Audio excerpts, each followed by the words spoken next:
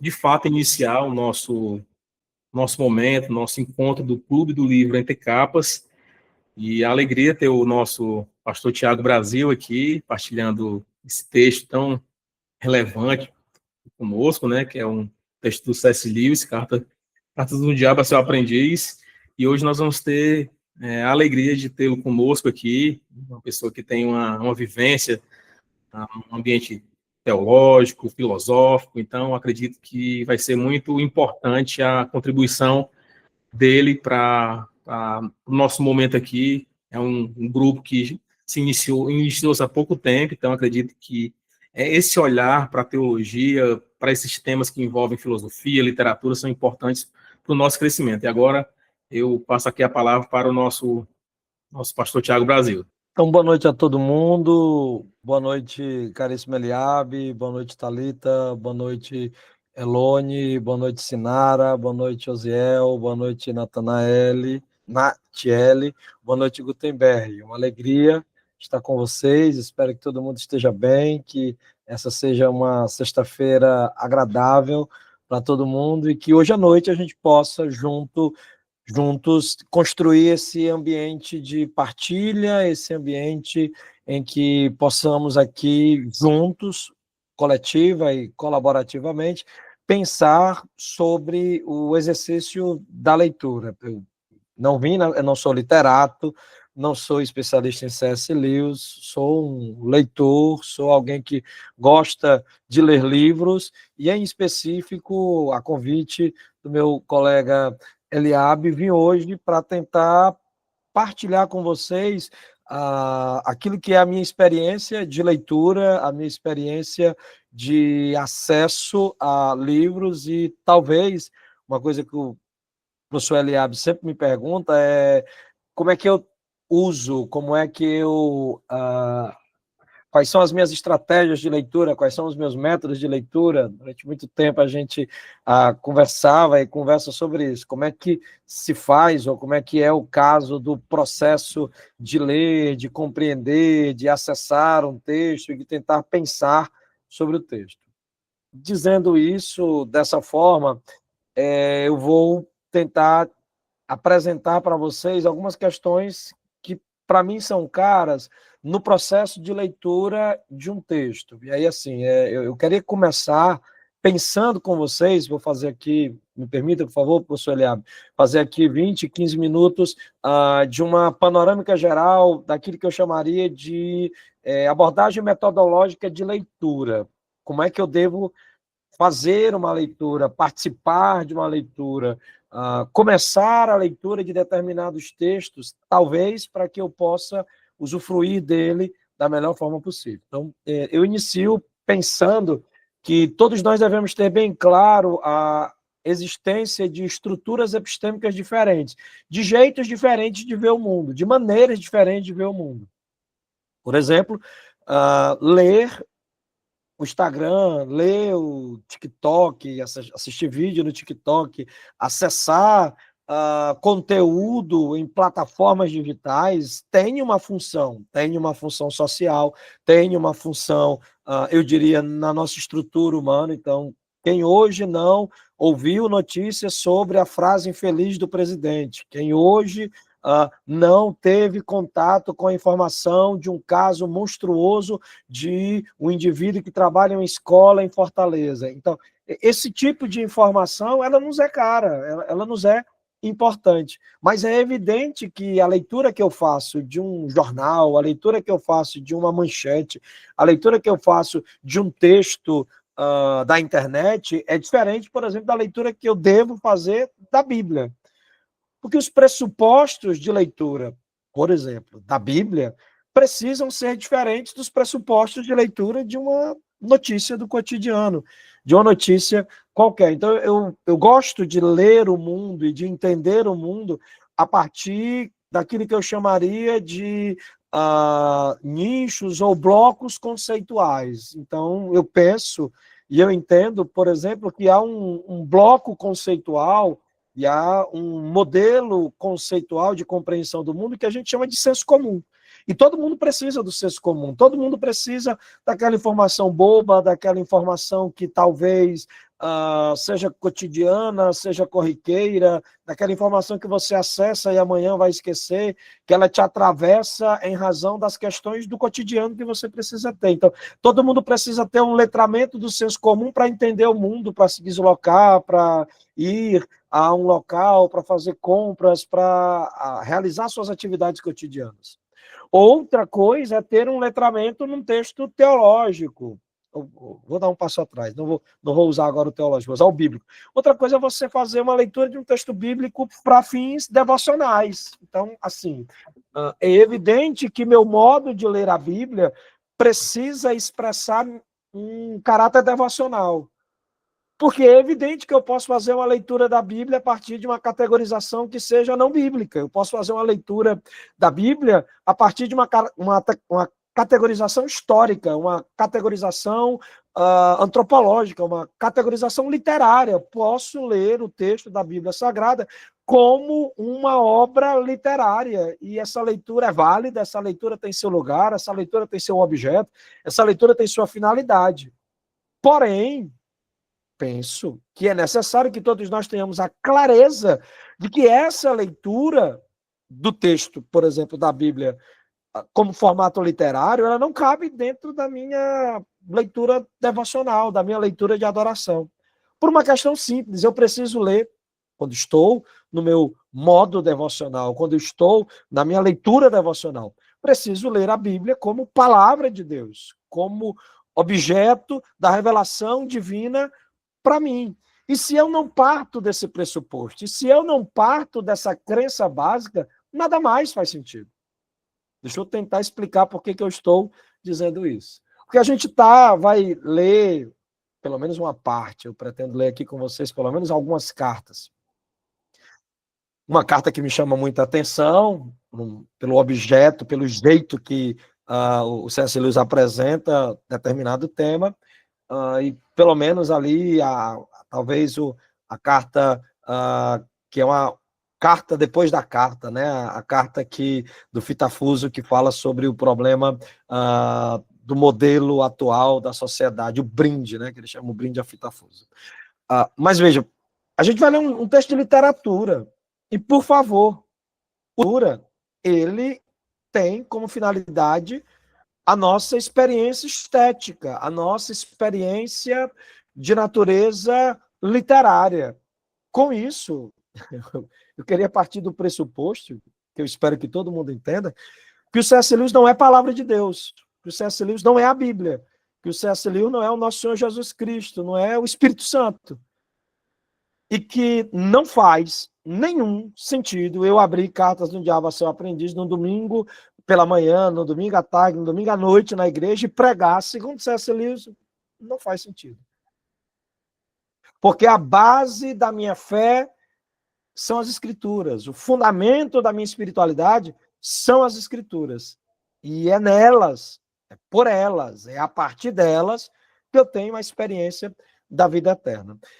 Dizendo isso, eu quero só dar um passo a mais e tentar, a partir de um exemplo, explicar o que eu estou dizendo.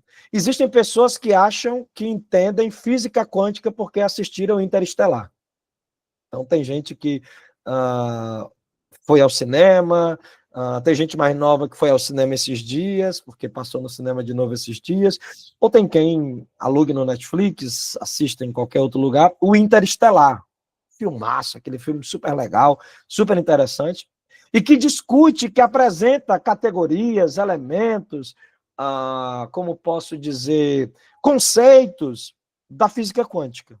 Legal, massa, importante. Agora, daí você querer dizer que é possível apresentar reflexões profundas, sérias, complexas, de ciência barra física, de física científica, a partir daquilo que está expresso no Interestelar e nada mais, bom, isso é um salto qualitativo enorme que não cabe nem para o fim da obra, porque o fim da obra filme Interestelar não é debater ciência. Nem é popularização do conhecimento científico. É um fim estético, dependendo do tipo de crítica que você faz ao cinema, alguém vai dizer que nem estético é só financeiro, é só reprodutibilidade do capital cultural, nada mais. Ponto. Com isso, eu queria dizer o seguinte, por favor, se você quer estudar teologia, leia teólogos. Se você quer conhecer Deus, leia a Bíblia. A nossa experiência de leitura de quaisquer obras, e como eu sou limitado, eu trouxe uma obra que diz respeito ao mundo evangélico, mas o professor Eliabe, que é muito mais versado nesse campo, está trazendo um conjunto de outros textos para demonstrar isso. A nossa experiência cotidiana, ela pode ter vários atravessamentos de insight, de reflexão, de percepção da presença de Deus, sem dúvida alguma pode.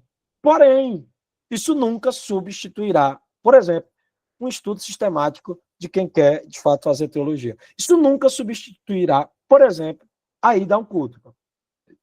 Hoje é sexta-feira. Eu penso que ninguém acha, sexta-feira à noite, ninguém está aqui pensando que está participando do culto e que é melhor estar aqui no clube de leitura do que estar na igreja. Eu espero que ninguém tenha essa falsa ilusão de que se vai constituir ou se vai construir espiritualidade suficiente para manter a alma de pé, a alma viva ou a alma de joelho na presença de Deus em um clube de leitura às sextas-feiras, uma vez por mês. Por favor, eu espero que não. Eu espero que todo mundo tenha a consciência de que a gente está aqui, na verdade, para fazer uma incursão em um texto de literatura e que, por meio dos múltiplos atravessamentos que a gente pode ter numa leitura de um livro desse, que aqui, em razão da expertise do professor Eliabe, é um livro, mas poderia ser análise de uma obra plástica, de um filme, poderia ser um conjunto de outras experiências estéticas que produziriam atravessamentos em nós que, por meio deles, poderíamos fazer reflexões sobre a questão de Deus. Ponto. Dizendo isso, então, eu finalizo essa longuíssima introdução, esse meu prelúdio, que tento só explicar isso. Não faremos teologia a partir de C.S. Lewis, porque eu penso que não se faz teologia a partir de C.S. Lewis, assim como não se faz teologia a partir de nenhuma outra obra estética, se faz teologia a partir da teologia.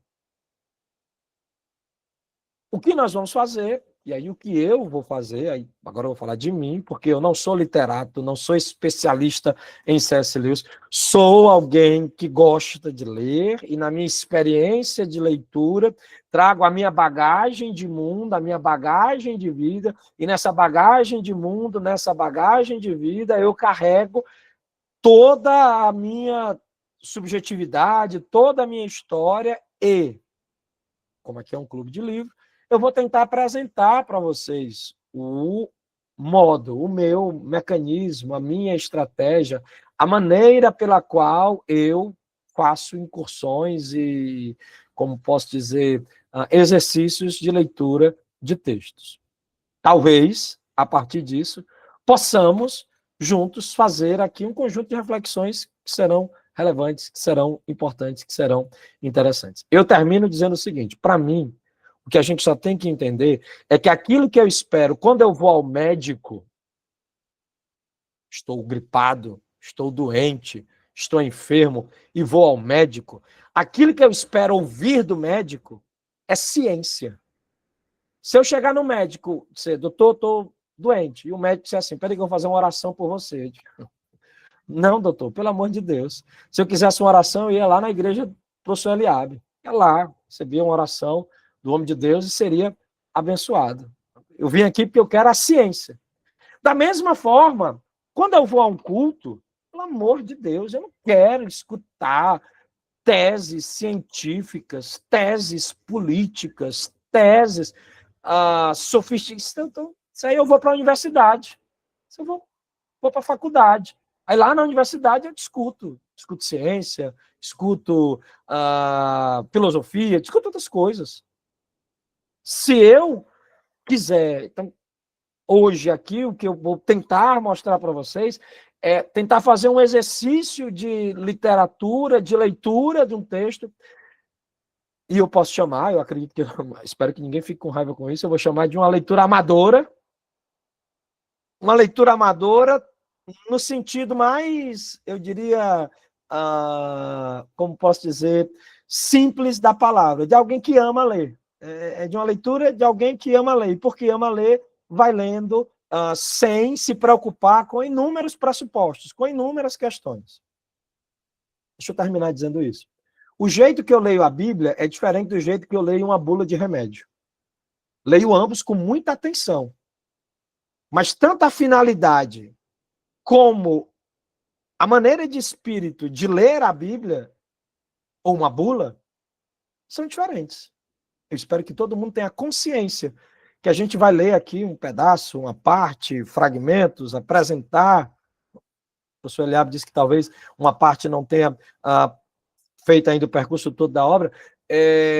A gente vai ver um rápido resumo da obra e, a partir disso, dessa experiência, o que a gente vai tentar demonstrar é partilhar impressões, partilhar metodologias, partilhar estratégias, talvez, para fazer uma leitura significativa, uma leitura que importe, uma leitura que seja, como posso dizer, relevante para cada sujeito. Dito isso, saúdo também meu colega, professor Michel, uma alegria tê-lo aqui nessa noite. Com a autorização do professor Eliabe, eu vou fazer aqui a projeção do meu texto, do texto que eu trouxe como cópia, e já que eu iria fazer essa apresentação com vocês, eu acabei optando por uma cópia de natureza digital para me ajudar na apresentação aqui. Então, eu vou fazer isso. Mas antes de fazer, eu queria só aproveitar, isso aqui é aquilo que eu chamo dos prolegômenos, né? do pontapé inicial, dos axiomas básicos, dos combinados. Vamos combinar que a gente vai ler o texto assim. Eu queria perguntar, faz sentido para vocês que estão aqui, faz sentido para o pessoal do grupo de leitura entre capas fazer esse tipo de leitura, esse tipo de abordagem? Ou o objetivo é outro? O que vocês poderiam dizer? Alguém se sentiria bem em falar? Alguém gostaria de participar? Uma alegria. Ou eu devo seguir e a coisa vai fluindo normal? A minha única preocupação é que, se ninguém participar, né, são 3 hipóteses: ou ninguém está ouvindo, ou ninguém entendeu nada, ou eu acabei de falar uma imensa trivialidade que todo mundo já sabia e que só perdi 20 minutos do nosso encontro. Então, se tem alguma possibilidade de alguém querer dizer algo, esse é o momento, senão eu vou lá para o texto. Pois não, Boa noite, professor Vicente. Pode seguir com o texto com essa perspectiva, né? Nova perspectiva aí. Tá certo. Obrigado, Sinara. Também o senhor pode seguir, viu? Obrigado, Ziel. Pode seguir dessa mesma forma. Meu mestre, em frente, meu mestre. Tá bom. Gutenberg tinha aberto o microfone, não sei se ele... Só para dizer também que satisfeito, vamos seguindo, é muito bom. Só abrindo um ponto, o Eliabe sabe, às vezes eu gosto de falar demais, Eliabe. Mas, assim, isso é muito importante, o que o senhor trouxe, doutor Tiago, sobre a questão de a gente saber separar bem as coisas literalmente, de extrair as informações necessárias de uma literatura dessa e não confundir as coisas, porque hoje, por incrível que pareça, você chega no culto e ver as pessoas querendo falar, C.S. Lewis e, entre outros, Santo Agostinho, Agostinho de Hipona, quer trazer a literatura demais para um culto e não sabe separar a literatura e o culto, a devoção espiritual que nós precisamos da Bíblia. E essa sua introdução foi maravilhosa, porque deixou muito claro isso, e continue, que a gente está aqui sedento para aprender. Tá bom, então vou lá e... vou fazer agora aqui a apresentação. Deixa eu ver. Aqui a minha janela. Então, a minha versão, que inclusive é a versão que eu tenho em casa, não é essa versão de luxo que o professor Eliabe tem. Veja o cuidado que ele tem aí de estar com uma maravilhosa versão. Ok. Essa é uma versão um pouco mais antiga, mas é da mesma editora. Só vou clicar aqui. Essa aí foi a edição, Thiago, que eu coloquei no grupo para ele, disponibilizei em PDF. Perfeito, perfeito, perfeito. Então fica melhor ainda. Então tem essa edição da Martins Fontes, que é uma editora de renome, de credibilidade, que vale muito a pena ter, é importante. De um modo geral, quando a gente vai ler uma obra dessa, que inclusive é uma obra que carrega o processo da tradução, a gente sempre se preocupa com quem traduziu, com quem fez o acompanhamento da leitura, da tradução, porque, de um modo geral, quem traduziu ou como foi traduzido pode implicar em certas questões que dizem respeito à nossa compreensão do texto. Então, acho que é só um detalhe em específico. Só para lembrar, a gente está lidando com um texto que é de 1942, e isso fica expresso nas páginas do texto, isso fica ali expresso no modo de compreensão do texto que a gente vai também carregar. Acho que compreender esse modelo de produção do texto acaba sendo importante para a gente entender parte do elemento da escrita, parte das características do escritor, que é uma outra maneira, né? É aquilo que eu vou chamar de modo de leitura. Existem chaves de leitura, mecanismos de leitura, opções de leitura de um determinado texto. Uma opção dessa é, por exemplo, considerar o universo de vida do autor, o universo no qual a escrita está sendo feita, para, nesse ambiente de escrita feita, tentar compreender o que se diz, por que se diz e de que modo se diz. Tentando explicar de outra forma. Eu acabei de apontar para vocês que esse é... Voltar para lá. Esse é um texto que originalmente foi publicado em 42.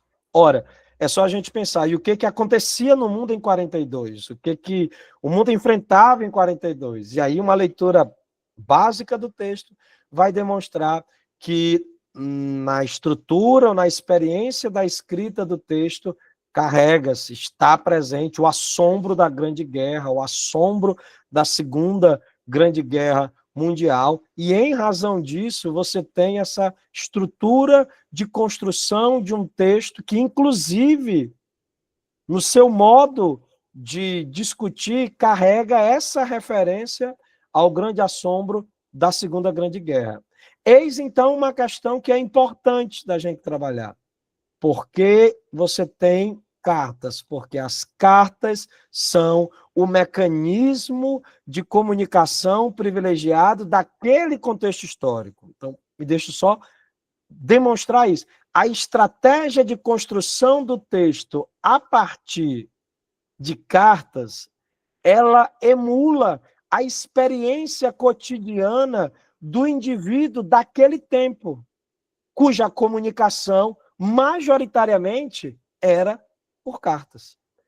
Então, o que nos incomoda, o que, como eu posso dizer, pode nos trazer certo estranhamento, essa escrita epistolar, essa escrita por carta, essa estrutura dramática do texto que é pautada exclusivamente em cartas, ela tenta emular, ela tenta apresentar uma sensação cotidiana que as pessoas naquele universo existencial tinham, que é a experiência do ler cartas, do escrever cartas.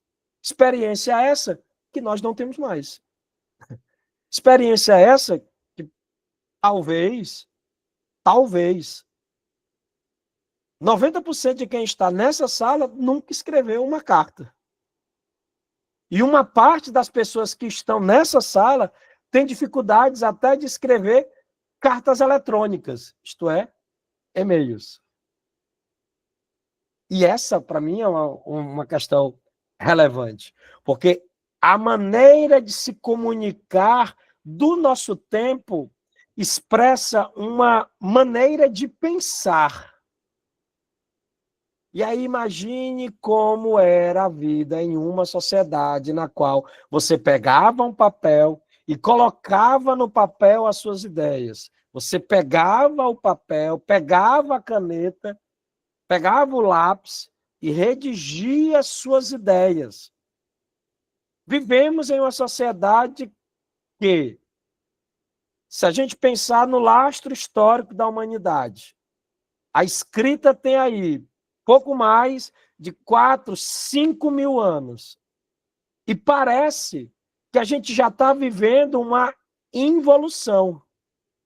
Porque a escrita vai se desenvolvendo até o momento em que a gente vai ter acesso a livro, mas o livro era um objeto absolutamente caro, o livro era algo absolutamente inacessível, grande parte da população mundial era analfabeta, porque o livro era apenas um objeto de ostentação das classes mais ricas. Se você pensar num Brasil da década de 50, você tinha uma carga, ou seja, estou falando aí de menos de 70 anos atrás, você tinha um índice de analfabetismo que beirava os 80% da população.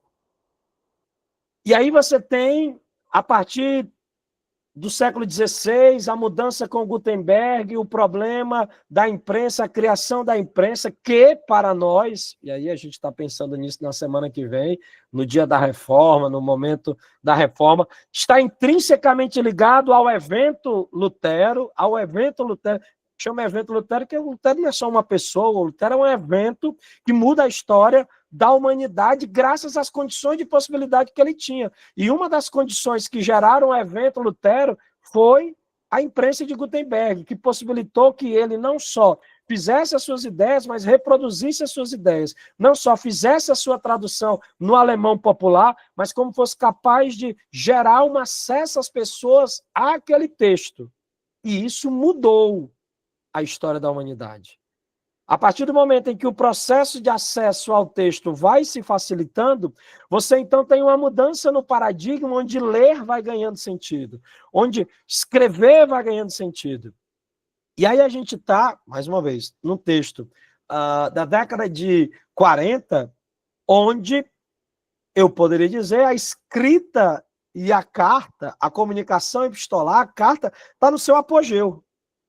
Só que nós tivemos, a partir do fenômeno guerra, o desenvolvimento de um conjunto de tecnologias que vão desembocar na internet, que surge como arma de guerra e depois se populariza. E uma vez popularizado, o que nós temos? Nós temos a revolução da revolução da revolução, que é a possibilidade de eu, um cearense, morador da periferia do mundo, acessar aquilo que se produz nas mais altas, nas mais, como eu posso dizer, desenvolvidas, para não ser tão colonizado, atualizadas fontes de pesquisa. Eu hoje posso ler um texto da editora de Cambridge, da editora de Oxford, da editora de Stanford, do MIT. Por quê? Porque está digitalizado. Porque as próprias editoras entenderam que não fazia mais sentido permanecer só no papel. E então, a digitalização do livro, por meio de mecanismos de divulgação, produz uma revolução absolutamente incontrolável. Onde hoje nós temos acesso a um mecanismo de leitura que, mais uma vez, nos faculta ler textos que estão sendo produzidos na China, na Arábia, na América do Sul, na África, em qualquer lugar da Europa, mesmo nos Estados Unidos. Eu finalizo essa minha reflexão sobre esse aspecto, tentando demonstrar para vocês como é que eu posso ler o texto, dizendo que a gente agora parece que já está passando uma involução, porque a gente já não mais escreve cartas, a gente basicamente já não mais escreve, e a gente só manda áudio. Ei, tal. E só manda áudio.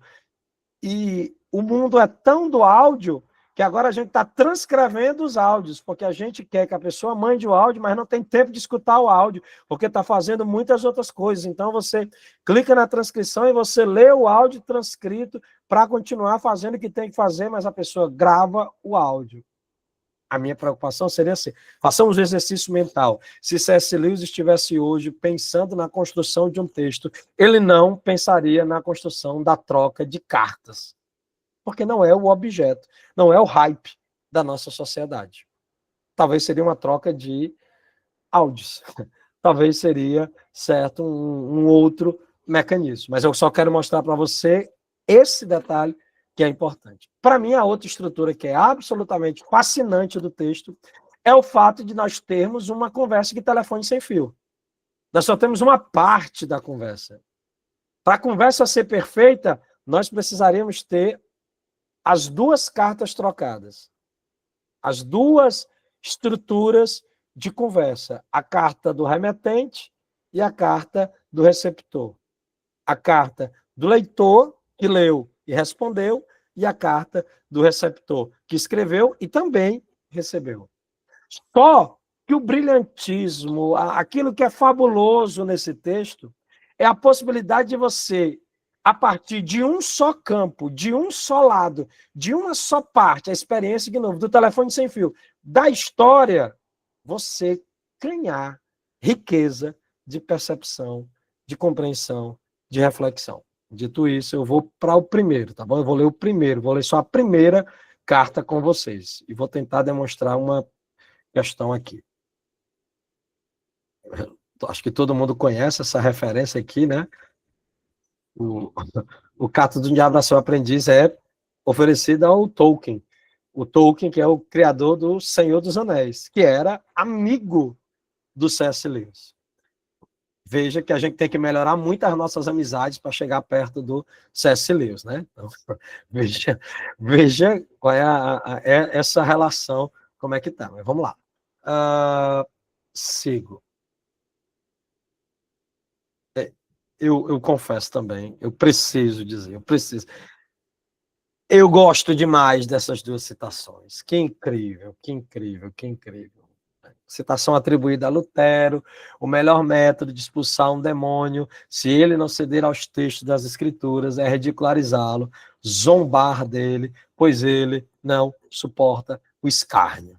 Ora, para mim está muito claro que o Lutero não está falando aqui de um processo de exorcismo, né? Ele está falando qual é a maneira de você desmascarar um falso profeta, qual é a maneira de você desmascarar um vendilhão do templo, qual é a maneira de você desmascarar um fariseu. Pregue a Bíblia, ensine a Bíblia. E quando a Bíblia não for suficiente, porque ele não quer mudança, ele não quer transformação, então trabalhe com a ironia e o escárnio. Sem dúvida alguma, ele não suportará. Por fim, a citação do Thomas More também é muito, muito, muito boa. O diabo, o espírito orgulhoso, não tolera ser motivo de chacotas. É fabuloso. Acho que é o epíteto perfeito para a obra. Vamos lá.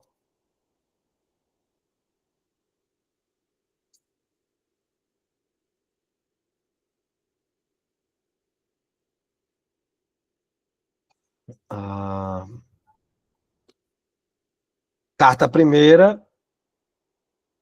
Aí a gente começa com um problema de natureza prática da leitura, né? Os nomes que os personagens apresentam no texto em português não são os nomes do inglês, porque os nomes no inglês carregam a característica da língua deles. E aí, o problema é que toda exposição ou todo esforço tradutivo acaba sendo um esforço interpretativo. O problema é exatamente, se você pegar outras traduções, o nome dos demônios serão outros nomes. Porque neste caso, o esforço tradutivo é um esforço hermenêutico, é um esforço interpretativo. Dizendo de outra maneira, só tem uma forma de você ser fidelíssimo à tradução.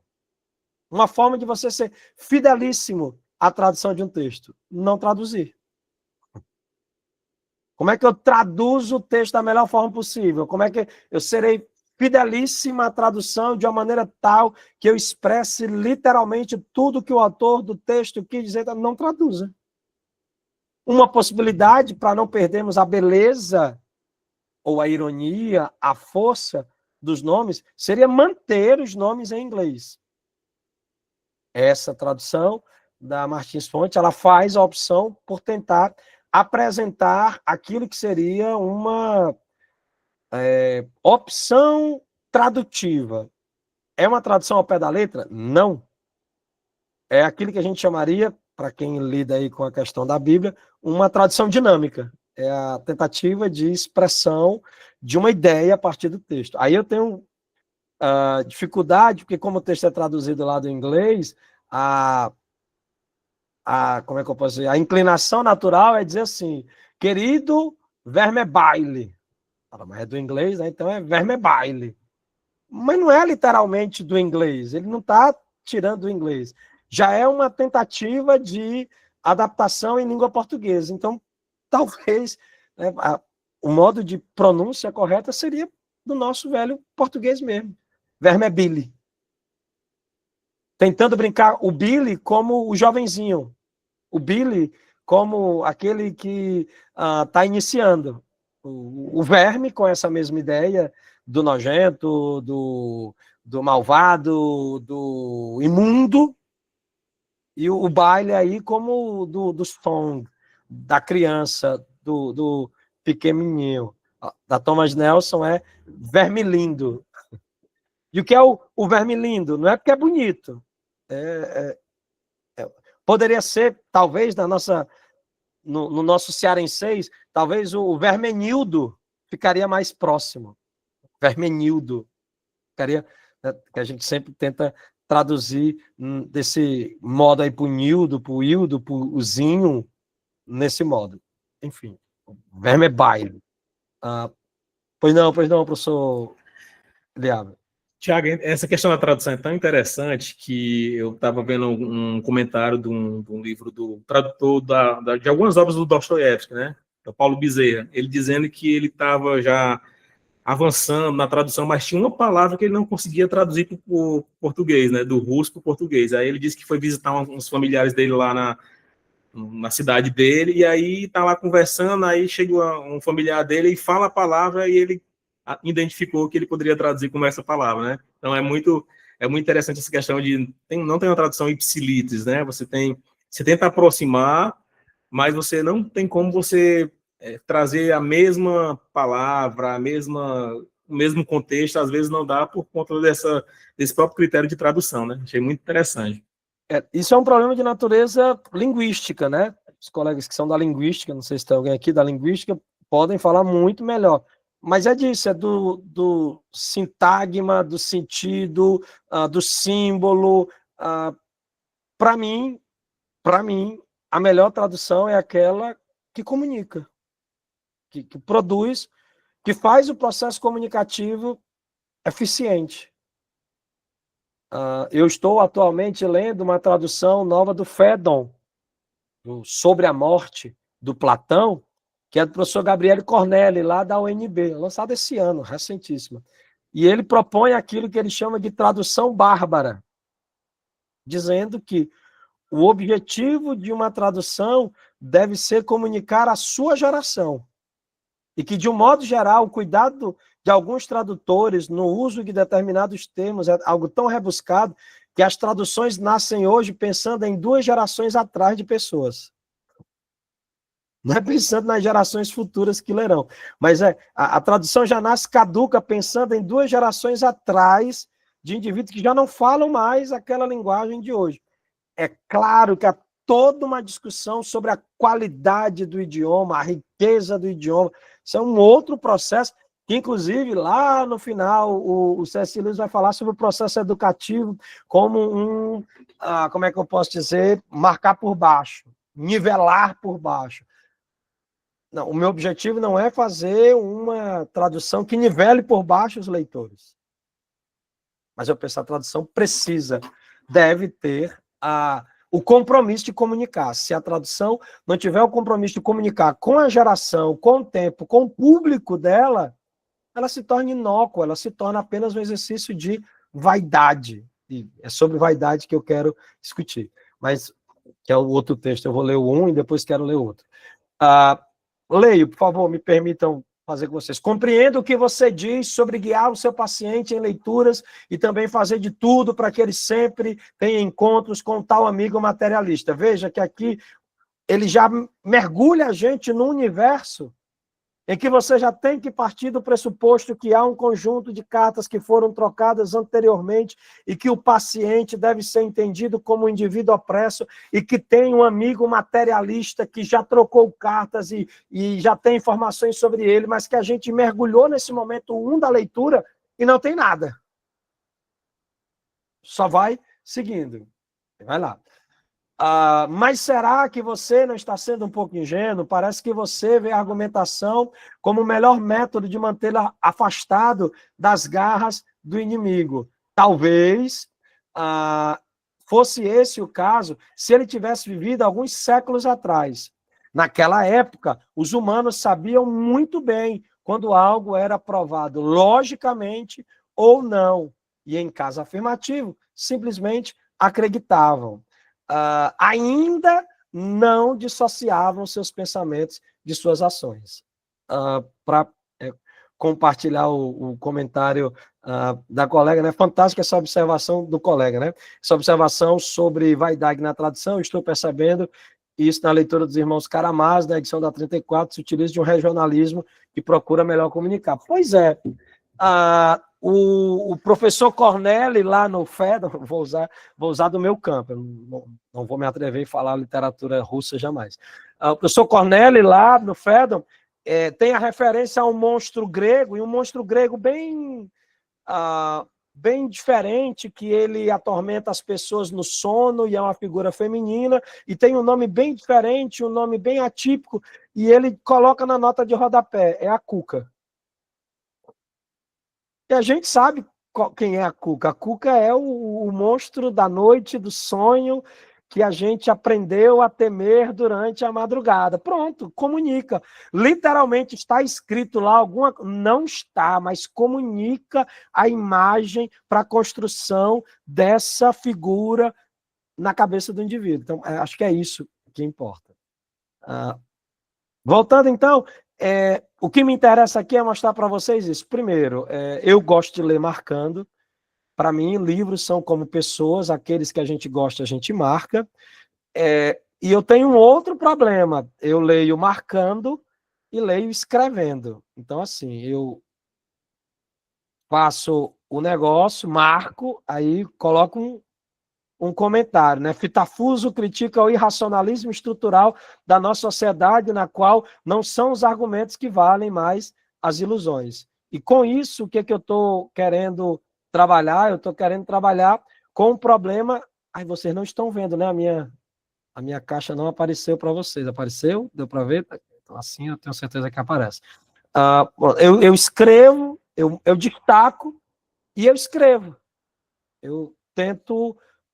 registrar a ideia, o insight. É como se, para mim, a leitura fosse um processo dialógico, de conversa com o autor. Talvez não com o autor, talvez com as próprias personagens. Talvez não com o autor nem com as personagens, com as minhas próprias ideias que eu estou tirando a partir da leitura. Então, para mim, a experiência é só essa. Eu leio e aí eu lembro logo da nossa sociedade contemporânea, fundamentada em um absoluto irracionalismo de pós-verdade, onde mais importante do que a verdade é o like, onde mais importante do que o fato é o compartilhamento, e não importa se é verdade, importa apenas que eu compartilhe, importa apenas que eu diga, importa apenas que eu repasse, importa apenas que eu transmita. E eu estou lendo um texto de 42, onde em 42 o cara aponta para aquilo que parece ser a tendência do mundo hoje, 80 anos depois. E aí ele está dizendo, olha, para de se preocupar com argumento. Isso é muita energia, cara. Esse pessoal aí não quer mais argumento, não. A vibe agora é outra, o caminho agora é outro, a experiência agora é outra. Sigo. Quando as pessoas estavam associando os seus pensamentos, ou quando elas não dissociavam os seus pensamentos de suas ações. Em nosso tempo, e essa é a minha reflexão desse gap, desse abismo, dessa separação, né? Em nosso tempo, há um abismo entre aquilo que se diz, aquilo que se faz, ou seja, é possível desenvolver toda uma defesa em favor do que é certo e viver de modo absolutamente inadequado. Mais conhecido como farisaísmo, mais conhecido como hipocrisia, mais conhecido como discurso religioso inútil.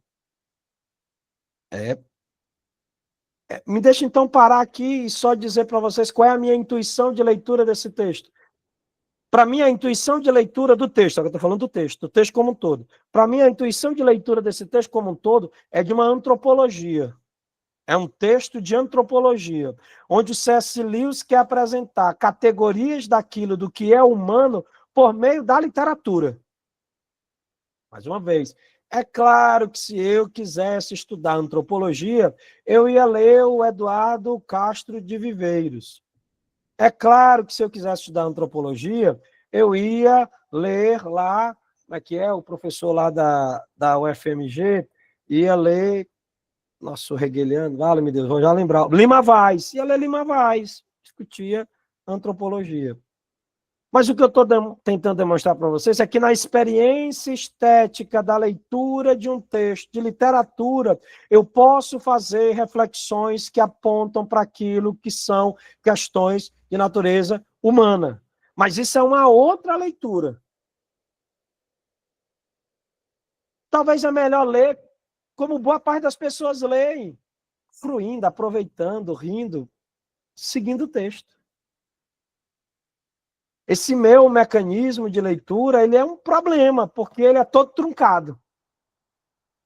Você vai lendo e vai parando, vai lendo e vai parando. E às vezes a boa leitura é a leitura que flui, que vai, que segue. Eu quero só mostrar que talvez essa é a melhor chave de leitura. É tentar olhar o humano a partir de uma lógica. E aí há uma discussão de saída no texto, que é a questão daquilo que diz respeito propriamente humano, que é a clássica pergunta sobre um pessimismo ou sobre um otimismo com relação ao humano. Podemos esperar o melhor ou o pior de cada um? Dando exemplo, né? Como a Bíblia vai falar de redenção, como a Bíblia vai falar de tanta coisa boa, está enviesado, porque esse olhar é o olhar de quem ama. Aí, a experiência de ler C.S. Lewis neste livro é a experiência de ler como se fosse um exercício pelo olhar de quem odeia. Veja pelo olhar de quem odeia. E olhando pelo olhar de quem odeia, nós vamos encontrar profundas verdades. E essa é uma questão relevante a apresentar. Por trás das inúmeras mentiras contadas, por trás da monstruosa inveja contada, por trás do projeto monstruoso, que é o projeto de, como é que eu posso dizer, alimentação e destruição do outro. Por trás desse projeto, o que temos, na verdade, um exercício de tentar apresentar aquilo que são os fundamentos da nossa humanidade. Deixa eu tentar seguir para acabar a carta 1. Ele vai seguindo e vai dizer: vamos nos dispor, então, a mudar o modo como viviam a partir de conclusões tiradas de uma certa cadeia de raciocínio. Mas, como a imprensa semanal e outras armas semelhantes, eu gosto dessa metáfora, né? A imprensa semanal e outras armas semelhantes. C.S. Lewis, então, falaria hoje. Como a imprensa semanal, os jornais eram semanais, então ele diria hoje, como o jornal de hoje à noite e as redes sociais, as outras armas semelhantes, sem dúvida alguma, para hoje seriam as redes sociais. Conseguimos alterar tudo isso. Alterar por quê? Porque você não precisa mais de uma cadeia lógica de raciocínios. Basta você ir soltando um conjunto de mentiras e muitas vezes esse conjunto de mentiras vai ganhando a verdade. Essa é uma frase fundamental quando o C.S. Lewis diz o seguinte: o jargão e não a argumentação é o seu melhor aliado para afastá-lo da igreja. Incrível, incrível, incrível, incrível. C.S. Lewis está falando para o pessoal que faz a teologia do like. C.S. Lewis está falando para o pessoal que faz a teologia hater. Conhece a teologia hater? Gente, eu vou ser coach agora de vocês, tá bom? Se alguém está aqui e quer ficar rico, rapidamente rico, quer ficar famoso, rapidamente famoso, basta investir no ódio. Comece a falar mal de alguém, mas muito mal. Mas, claro, não seja trouxa. Não fale mal do professor Eliabe. É alguém relevante, importante, mas no microcosmos. Comece a falar mal de gente grande. Comece a falar mal do Bolsonaro, do Lula. Comece a falar mal do seu pastor. Comece a falar mal do seu prefeito. Comece a falar mal de alguém grande, de alguém poderoso, da Malala, do Trump, do Sarkozy que está preso. Comece a falar mal do Milei. Fale, fale, fale. Verborragicamente, fale mal, fale mal, fale mal. Vai chegar o dia que você acerta. De tanto você atirar, chega o dia que você acerta. E aí o seu post vai ter 5.000 visualizações, aí o seu post, o seu Reels vai ter 10.000 visualizações, daqui a pouco fica viral. E aí, mas invista no ódio, não invista no amor. Essa coisa de investir no amor é cringe, tá velho. Jesus Cristo fez isso faz muito tempo e nós ainda estamos pregando o evangelho por aí. Não faz resultado, não. Nessa sociedade, o resultado do negócio é o jargão. É você vir com o discurso preparado. Qual é a moda agora? Eu te chamo para um desafio. Eu te chamo para um debate. E os cortes dos debates são as coisas mais monstruosas possíveis, da profundidade de um pires, rasos, performáticos, simplesmente anedóticos, de não se tratam as coisas pelas coisas, se trata apenas a superficialidade das coisas e nada mais do que isso. Mas é incrível, como nesse caso ele está dizendo, isso tem um potencial enorme de afastar as pessoas da igreja. Isso tem um potencial enorme de afastar os indivíduos da igreja. Não precisa de argumentação, basta o jargão para tirar alguém da igreja. Ele segue, vai dizendo, né, faça-o pensar com algo sólido, o óbvio, o audaz, enfim, que é a filosofia do futuro. E com esse tipo de coisa é o que importa. É isso que vai. O Byung-Chul Han o problema da nossa argumentação é que ela leva a batalha para o campo do inimigo. E aí, mais uma vez, né? Qualquer leitura de natureza fundamentalista vai se escandalizar com o fato de chamar o Cristo do inimigo, porque essa é a perfeita inversão dos valores, né? O Cristo chamado como inimigo. E aí ele diz uma coisa que é muito interessante. Eu estou fazendo saltos porque eu vou acelerar, a gente já está aí caminhando para o desfecho da minha participação, e eu quero ler a carta 17, eu preciso ler a carta 17. Mesmo em uma cadeia de pensamentos, se puder ser distorcida a nosso favor, você logo descobrirá que fortalecer o seu paciente o hábito fatal de atentar para questões universais e ignorar o fluxo de experiências sensoriais imediatas. O que é seu dever é fazer com que ele fixe a atenção no fluxo de sensações imediatas. Ensine-o a chamar o fluxo de sensação imediata de vida real. Não o deixe indagar-se sobre o que você quer dizer com real. O que ele está querendo demonstrar. Faça com que as pessoas percam o real sentido da realidade, o real sentido do mundo, e faça com que elas sejam seduzidas só pela efemeridade, pensando que a efemeridade é aquilo que importa, a efemeridade é aquilo que fica, a efemeridade é aquilo que nós temos como tal. Vou seguindo, me perdoem, eu vou saltando e vou lendo aqui só algumas coisas.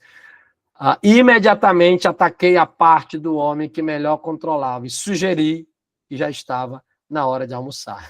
Ele está brincando que um dos pacientes dele estava quase reconhecendo o processo demoníaco de controle, aí ele despertou o indivíduo na parte mais sensível dele. O levou para almoçar. E aí, quando ele pensou só nas coisas imediatas, naquilo que é mais, o que há de mais imediato do que estar com fome 8h30 da noite? Pelo amor de Deus, tem nada mais imediato do que estar com fome 8h30 da noite. E isso leva qualquer pessoa a ser induzida a qualquer mentira, porque de fato o que importa é comer e nada mais além de comer. Eu vou terminar esse ponto 1 só lembrando isso aqui, né? No entanto, melhor é fazer evitar que ele estude qualquer ciência e dar-lhe a impressão generalizada de que ele sabe tudo. Mais uma vez, é a experiência de viver na sociedade atual, na sociedade dos tutoriais, na sociedade que todo mundo sabe tudo, e todo mundo sabe tudo, e sabe tanto que é capaz de fazer um vídeo, é capaz de escrever um livro, é capaz de fazer um podcast sobre tudo. Essa, sem dúvida alguma, é a experiência de uma vida superficial, de uma vida não profunda, e uma vida superficial não profunda redunda num hábito, e esse hábito de ser superficial não profundo redunda numa espiritualidade rasa, não profunda, superficial, que torna as pessoas inúteis, frágeis e manipuláveis. Gente, eu vou dar um salto ornamental, me perdoem, estou sendo absolutamente arbitrário na escolha do texto. Eu vou para a página 94 aqui do PDF, na qual a gente vai falar sobre uma carta que trata sobre um tema que eu acho muito interessante. Vermibile, diz o Fitafuso. A maneira desdenhosa com que você se referiu à gula como meio de capturar as almas na sua última missiva apenas mostra a sua ignorância. Vamos lá. A discussão da carta 17 é a gula. E eu acho a abordagem do C.S. Lewis de uma fineza, de uma superioridade fantástica ao mostrar uma coisa que, a mim, é muito importante. Veja, ele está dizendo que a desconsideração da importância da gula para controle do paciente é uma absoluta ignorância. Por quê? Uma das grandes realizações dos últimos 100 anos foi solapar a consciência dos homens quanto ao assunto da gula, de tal forma que agora você raramente encontra um sermão ou uma consciência atribulada sobre o assunto da gula na Europa. O que o Fitafuso está dizendo? Essa é a gula é o tipo de pecado que deu mais certo, porque as pessoas estão tão imersos no pecado. As pessoas naturalizaram o pecado da gula de tal forma que elas nem falam mais, que elas nem citam mais, que elas nem dizem mais do pecado da gula. Me interessa demais, demais, demais isso, porque a nossa experiência cotidiana não é a experiência de pregar contra o pecado da gula. Por quê? Vamos lá, eu quero mostrar que a argumentação dele vai para além do problema da gula como pecado em si. Deixa eu tentar mostrar uma questão que me interessa aqui quando ele diz assim. Eu estou apagando todos os meus comentários, que a gente não vai ler o comentário. Isso foi alcançado primeiramente graças a nós, que concentramos nossos esforços na gula da delicadeza e não da gula dos excessos. Opa, peraí. Eu só escuto gula de excesso. O glutão, inclusive, está lá no aumentativo. O glutão é um indivíduo que come muito. E o C.S. Lewis, brincando por meio da personagem demoníaca, está fazendo a citação a um tipo de gula que é a gula da delicadeza, mas que continua sendo gula. O que isso quer dizer? Vamos lá.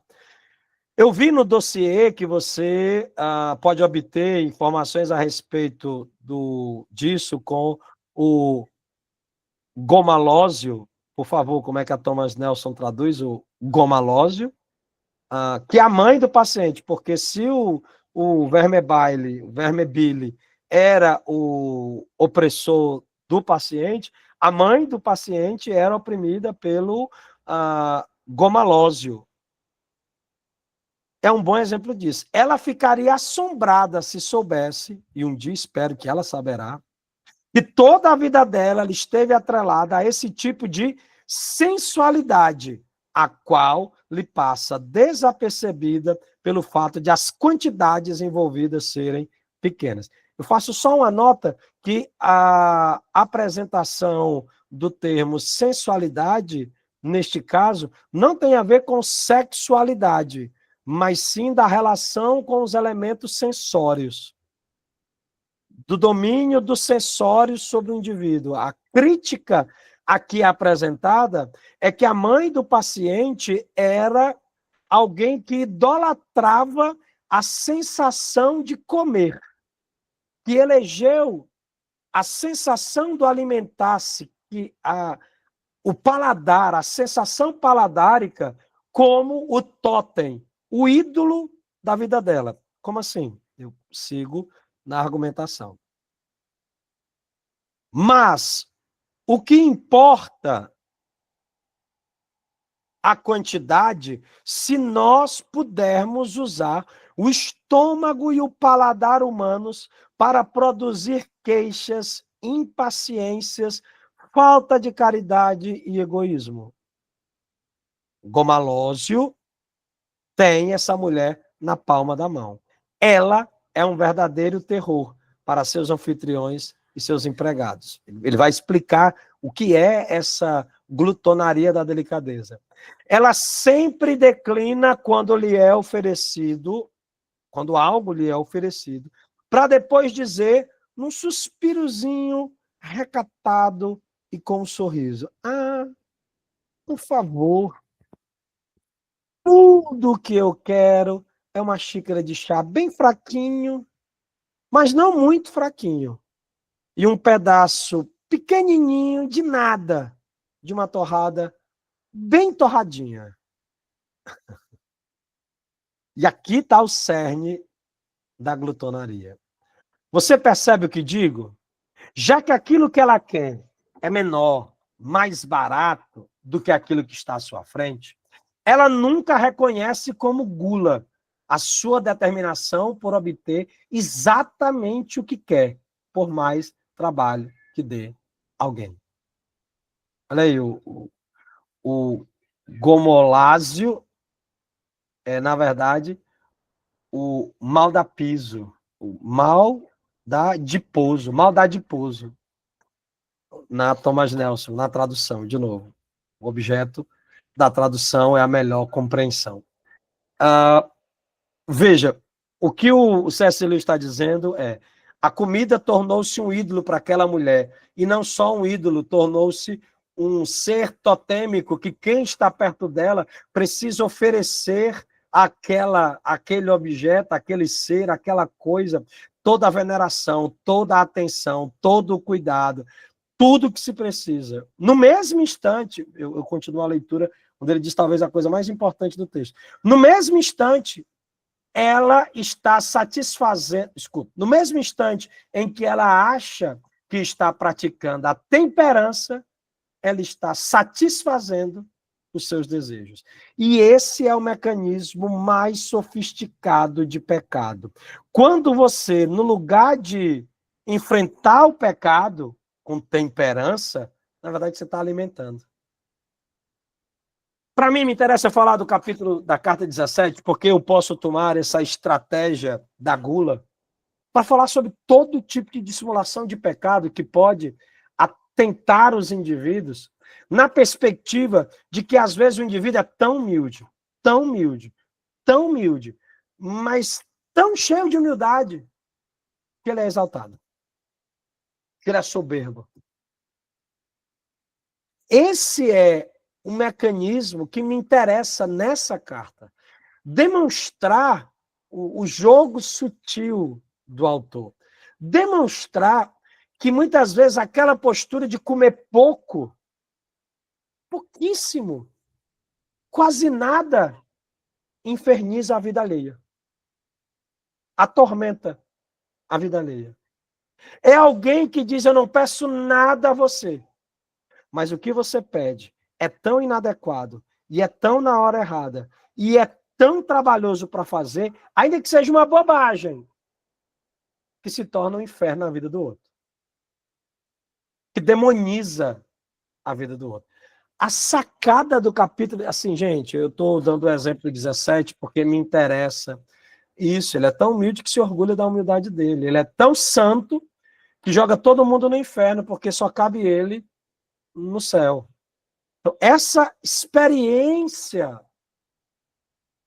da inversão da lógica, penso eu, é extremamente relevante para a gente mergulhar naquilo que seria o problema de uma antropologia, ou, se você quiser, de uma harmatiologia, numa discussão sobre aquilo que nos faz humano e, pior, daquilo que nos sequestra como pecado.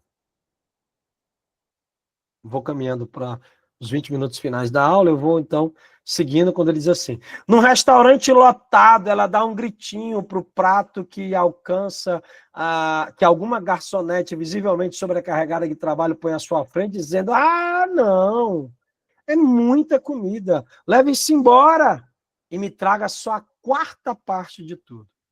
E se confrontada com isso, ela dirá que fez para evitar o desperdício, quando, na verdade, ela faz porque essa nuance da delicadeza a qual nós a acorrentamos faz com que seja um insulto para ela a visão de mais comida do que a quantidade desejada. Ou seja, é a tentativa de infernizar a vida alheia a partir de uma suposta educação, de uma suposta delicadeza, de um suposto modo correto de lidar das coisas, quando, de fato, o que você tem é o máximo da violência.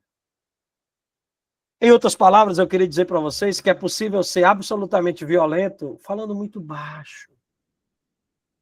É possível ser absolutamente monstruoso nos espaços mais sagrados.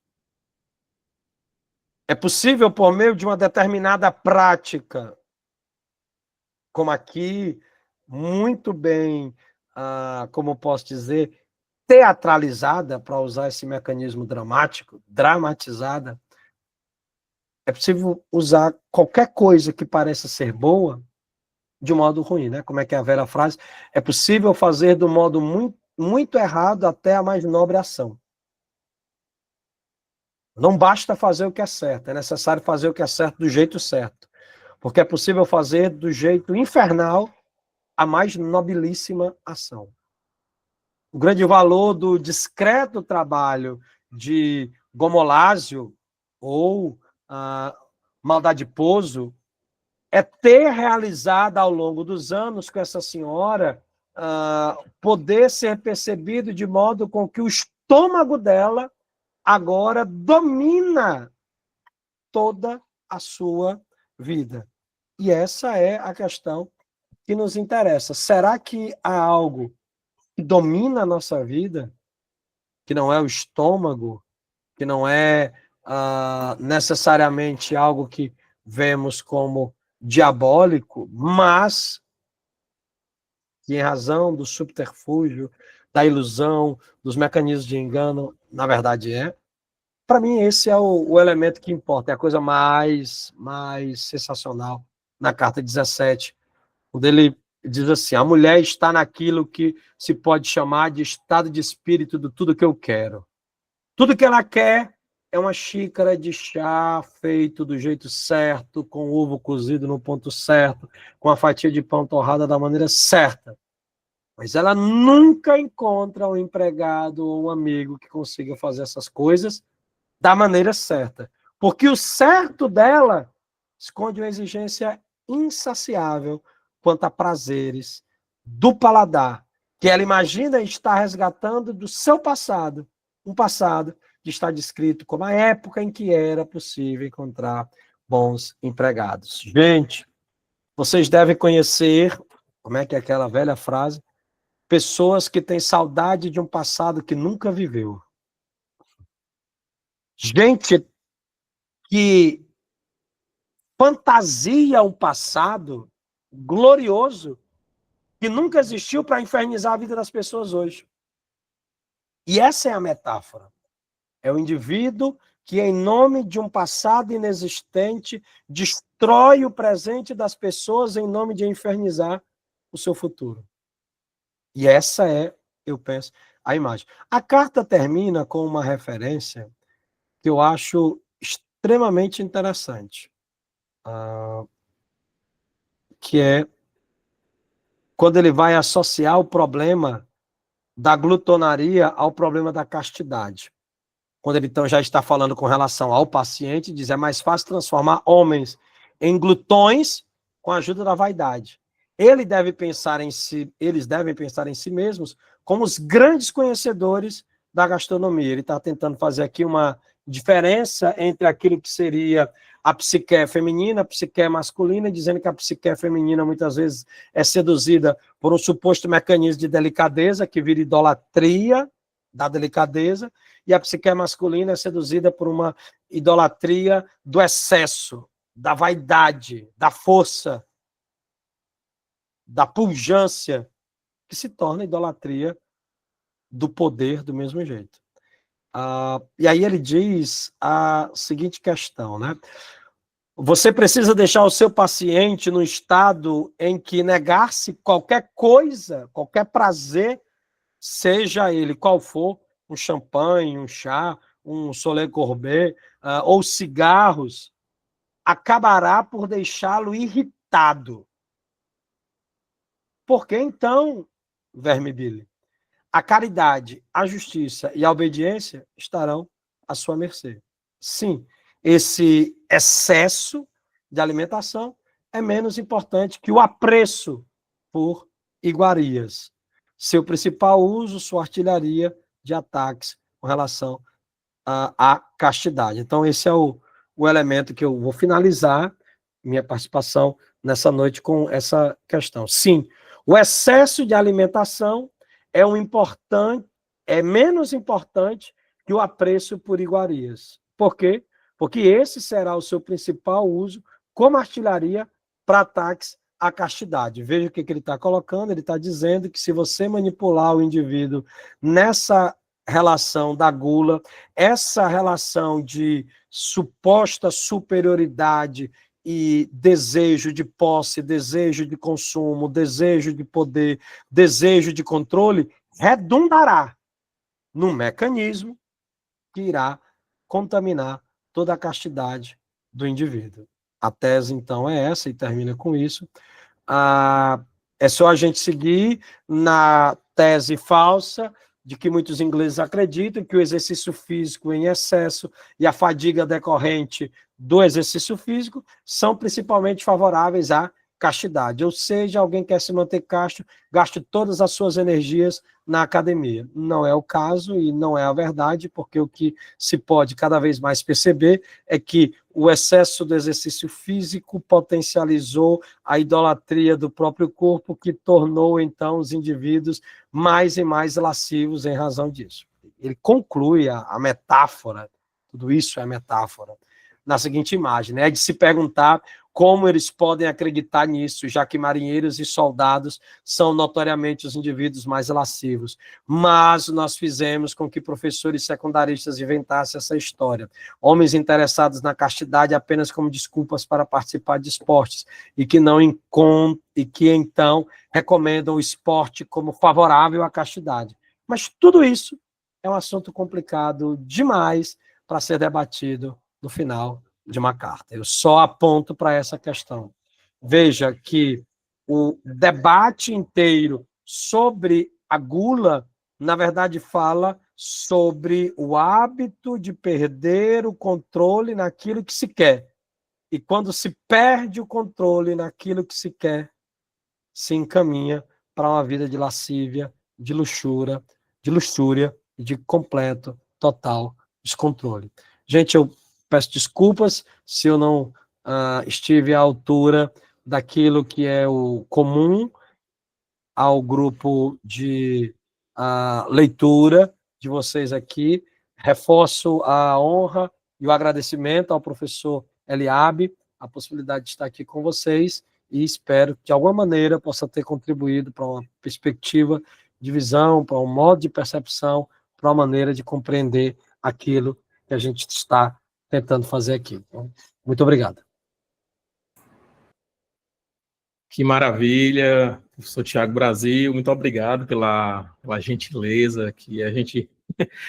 Eu gosto muito de sempre elogiar ele na frente dele, quer dizer que ele não leva muito isso em consideração, mas o Tiago é uma grande referência, assim, para mim. Ele sabe unir as ideias, sabe construir um argumento, isso é muito interessante. E a proposta do livro de hoje foi ele próprio que mencionou que a gente poderia pensar, discutir essa reflexão, e eu fiquei muito feliz porque por muito tempo eu indiquei para todo mundo que, comece por C.S. Lewis lendo As Crônicas de Nárnia. Eu não sei se é porque eu era muito da vibe do popular, né? E aí, quando eu comecei a mergulhar mais, ler as obras do C.S. Lewis, dentre as várias que eu já tive a oportunidade de ler, eu hoje indico, sem medo, assim, de errar, que é um bom início de leitura você começar por Cartas de um Diabo a Seu Aprendiz. Obviamente, é um texto que traz ricas reflexões, traz uma variedade de temas, né? E isso é muito rico do autor. Eu fiz um comparativo, Tiago, eu vi que não foi acompanhando algumas coisas, a tradução ela não é tão diferente da primeira. Eu acho que a questão dos nomes realmente eles querem trazer uma espécie de brincadeira com os nomes, um nome bem esquisito, né? Acho que essa é a intenção. Mas o texto mesmo integral, eu vi algumas mudanças, mas não nada muito drástico, né? Quanto é que você estava expondo, falando, ministrando essa exposição, e eu estava acompanhando aqui, eu não vi muitas diferenças, né, com relação ao texto. Mas eu fico muito grato, sou muito suspeito por falar de C.S. Lewis, que eu gosto muito mesmo, também como mencionado pelo professor Tiago Brasil, eu não sou um especialista, né, longe de mim de ser um especialista, mas como eu gosto muito do olhar poético que ele dá para as coisas, da maneira de exemplificar algo que é complexo de uma forma muito leve, às vezes, obviamente, de forma profunda, mas o C.S. Lewis ele tem essa característica de sempre trazer a beleza da poesia no seu texto, né? Então é muito leve, hora você dá gargalhadas, hora você percebe do início ao fim um teor de ironia no texto, então isso é muito interessante para a nossa compreensão do texto, e eu não vou comentar também porque uma exposição como foi a de hoje, né, acho que dá para a gente pensar, refletir depois, ampliar o que foi colocado, né, essa ideia da gula, né, esses aspectos que ele menciona de forma tão sutil, mas trazendo uma propriedade tão grande de trabalhar temas que não são estranhos à nossa realidade de hoje. É muito legal ler o C.S. Lewis, porque a gente tem a impressão que foi escrito há pouco tempo, foi um livro que não foi lançado no período que foi ele tem uma capacidade de falar ao nosso tempo, né? Isso é muito interessante, muito interessante. Eu queria abrir aqui para os demais colegas aqui, os integrantes do nosso grupo, do Clube de Leitura Entre Capas, para você fazer algum comentário, se você quiser fazer alguma pergunta, né? Vamos aproveitar, porque o Tiago tem muitas responsabilidades, ele tirar esse tempo para estar aqui hoje com a gente, assim, é de uma grandeza muito especial. Então, eu queria que vocês pudessem comentar também a impressão que vocês tiveram do texto, como nós só tivemos um encontro, esse é o único encontro nesse mês, queria que vocês comentassem, se você leu a introdução e gostou, viu alguma coisa interessante, pode comentar. Aqui não tem um critério de que você só tem vez e oportunidade se você ler o livro todo, né? Você tem o ano todo. Eu acho, Tiago, se nós pudéssemos passar um ano lendo o livro aqui conversado, dialogado hoje, a gente já não conseguiria esgotar, né, a profundidade que é o livro, né? Não teríamos como. Mas fiquem à vontade, tá bom? Esse é o momento de fala de vocês, é a nossa participação, então eu vou abrir agora para vocês falarem alguma coisa, se vocês quiserem, obviamente, acrescentar ou perguntar algo ao professor Tiago Brasil.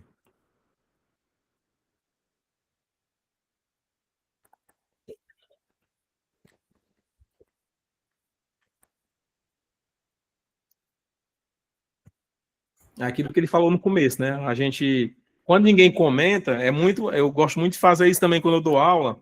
Eu pergunto, pessoal, vocês têm algum comentário para fazer? Aí todo mundo fica calado, aí eu digo, de dar duas uma, ou vocês entenderam completamente, estão satisfeitos, e eu não tenho como olhar para o rosto de vocês e usar ali o metaforando de tentar identificar, não li o corpo fala, não sei identificar as afeições de vocês, a maneira que vocês estão gesticulando, não consigo identificar isso. Então, das duas, ou vocês entenderam tudo, ou na melhor das hipóteses, que às vezes acontece, ou da pior das hipóteses, vocês não entenderam nada, estão só balançando a cabeça para irem para casa, né?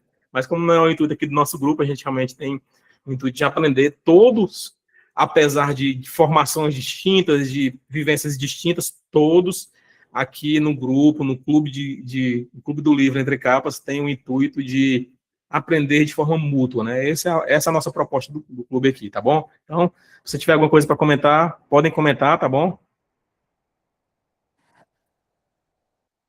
Boa noite, queridos. Rapaz, tudo bom, Eliabe?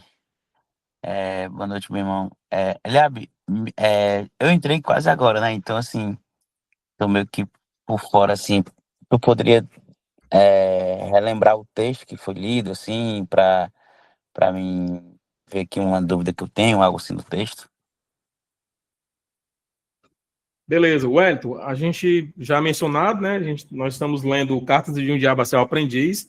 Hoje foi uma exposição mais panorâmica, né? O professor Tiago escolheu algumas cartas, né? E trouxe na sua fala introdutória uma exposição mais geral, trazendo a todos nós para o texto, para a reflexão do texto. Ele mencionou algumas questões, né? Eu não teria como trazer um resumo para ti da obra por conta da profundidade que é e da grandeza que é dos temas que são falados aqui, né? Mas basicamente aqui trata de uma carta de um texto já diz, né? Cartas de um Diabo a Seu Aprendiz. Então, esse aprendiz ele tem muitos erros, né? Nesses ensinamentos que ele aprende. E é interessante que o autor ele constrói, o C.S. Lewis, várias perspectivas, inclusive naquilo que diz respeito, estava mencionando para eles, Tiago, que eu gosto muito na aula de eclesiologia indicar o conto do Machado de Assis, A Igreja do Diabo, né? Que a gente geralmente gera um espanto, mas a gente consegue trazer e extrair muitas coisas boas. Então, o livro ele é amplo, Wellington. Nós não teríamos como fazer um resumo do livro, né? A não ser dizer que o livro trata dessas cartas de um diabo, digamos, mais experiente para um aprendiz que tem muitos erros nesses processos. E aí a gente lida com muitas temáticas envolvendo esse aprendizado que ele vai tendo na medida em que o livro vai se desenvolvendo, né? Então, se você quiser fazer alguma pergunta mais direcionada para o Tiago, que é o nosso a pessoa escolhida para trazer essa reflexão sobre o livro hoje, tá bom? Eu tenho muita dificuldade, de falar de forma rápida sobre algo amplo, né? Realmente é uma dificuldade minha que eu tenho. Poderia escolher aqui um tema, mas aí poderia gerar outras dúvidas, outras perguntas, tá bom? Mas se você quiser fazer alguma pergunta sobre o autor, se o Thiago quiser trazer um resumo mais preciso, como ele tem essa capacidade de fazer, você fica à vontade também, Thiago, passando aqui a nossa dúvida do nosso colega aqui, o Wellington. Não, acho que foi perfeito, é isso mesmo. Depois ele pega a gravação, né? Vai ter acesso e ele consegue ter ampliado alguma coisa. Eu vou disponibilizar depois no meu canal do YouTube, né? Eu vou fazer poucas edições, só alguns cortes, né, rápido, e eu vou disponibilizar, viu, Wellington, para você ter acesso a essa riqueza hoje que nós ouvimos do nosso professor Tiago Brasil. Certo.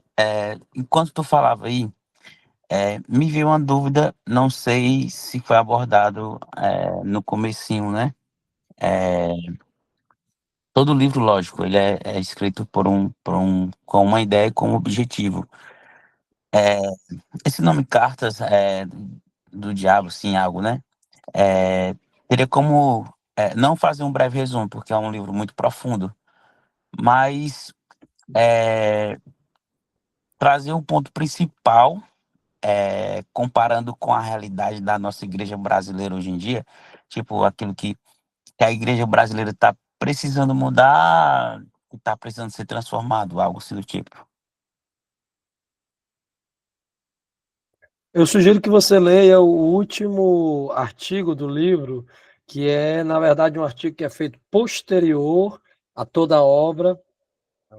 A edição, inclusive, ela fala sobre isso, né? Que durante muito tempo se solicitou que o Lewis fizesse como se fosse uma continuação ou o inverso da troca das cartas para que se pudesse ter uma visão ampla. E ele nunca fez, mas já perto próximo da morte, ele escreve uma espécie de pós-fácil, que é uma carta onde ele vai, inclusive, discutir questões sobre o sistema educacional, a política e a estrutura da sociedade contemporânea. Penso que a leitura depois, são 5, 6 páginas, vai muito lhe interessar dentro dessa temática que você está solicitando.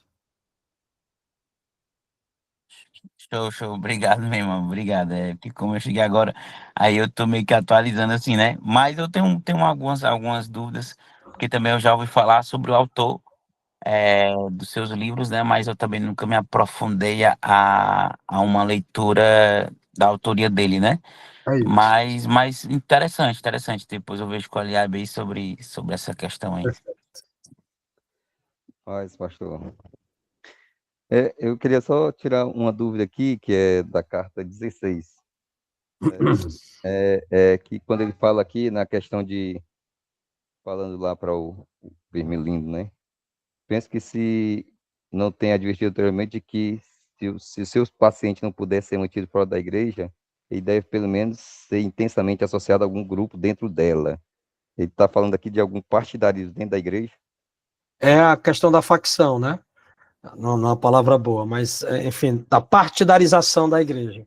A tese é simples, o ideal é mantê-lo fora, mas se ele não estiver fora, para resolver o problema, que ele fique dentro, mas dentro de um subgrupo, e ele nunca se veja como parte do todo da coletividade, mas sempre desmembrado, mas sempre esfacelado, que é parte da experiência contemporânea religiosa, onde o esfacelamento institucional produz com que as pessoas sejam incapazes de dialogar, de conversar, de discutir, e só mutuamente se agredir. Assim, é muito difícil, mais uma vez, né? O momento coach da palestra você quer ficar rico, é só falar de ódio com alguém. Então é só fazer um vídeo bombástico desmascarando tal igreja, mostrando os 5 erros de tal pessoa, corte sobre...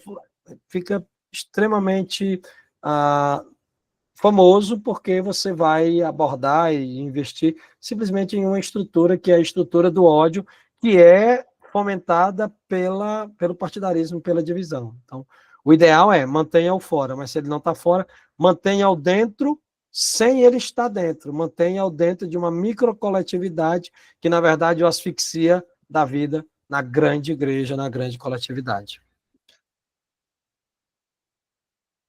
Eu já vi, eu acho que algumas visões que alguns irmãos tinham, por exemplo, no começo da minha conversão, né, que era bem mais rígido do que hoje. Eu vi alguém dizendo assim, já na época, né, que parece que as pessoas não leram o C.S. Lewis, mas conseguem fazer traduções da realidade a partir disso, né? Alguém dizia assim, hoje o diabo ele não está preocupado mais de tirar as pessoas da igreja, mas arruiná-las dentro da própria igreja, né? Tem essa ideia, né? Ora, se você está envolvido ali de alguma forma, a máxima, e é interessante perceber, Osiel, que o C.S. Lewis, ele parte sempre de uma reflexão mais de olhar, de intuir, de dizer assim, ora, a realidade aqui é uma, mas eu consigo olhar um pouco mais além. Por isso que o olhar dele é um olhar tão criterioso e tão abrangente, né, para a posteridade, porque eu vejo, já, por exemplo, li um livro dele sobre Salmos, ele diz, não sou um teólogo, ele reconhece que não é um teólogo, mas ao mesmo tempo ele trata de pontos que são caros para a teologia, né, que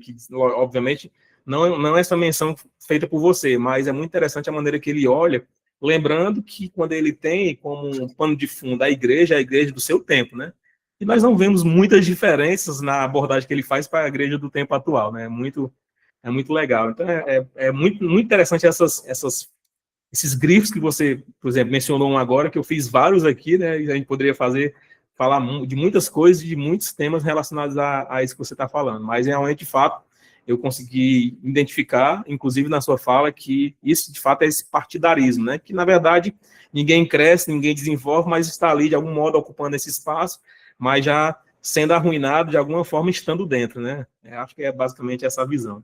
É grave. Mais alguém, pessoal? Bom, então é isso. Eu quero agradecer ao professor Eliabe a oportunidade, agradecer a todo mundo. Fico à disposição de todos, uma alegria, e eu agradeço demais estarmos juntos aqui. Obrigado, professor Tiago, nosso querido irmão em Cristo, mas, sobretudo, alguém de uma mente brilhante. Eu acho muito, muito legal a maneira que você olha para as leituras, né? Gosto muito de, inclusive, copiar algumas coisas do Tiago quando ele está dando aula, né? Lá na universidade, esses comentários que ele faz, no próprio PDF.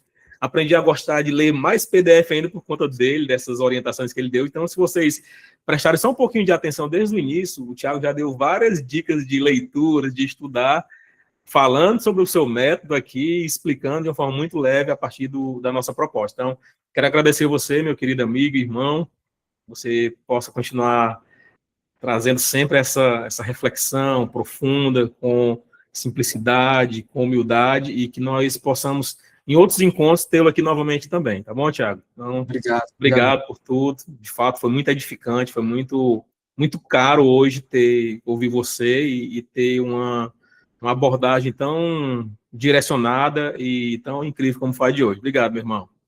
Obrigadão, gente. Obrigadão a todo mundo. Uma boa noite, um grande abraço e tchau, tchau. Até a próxima.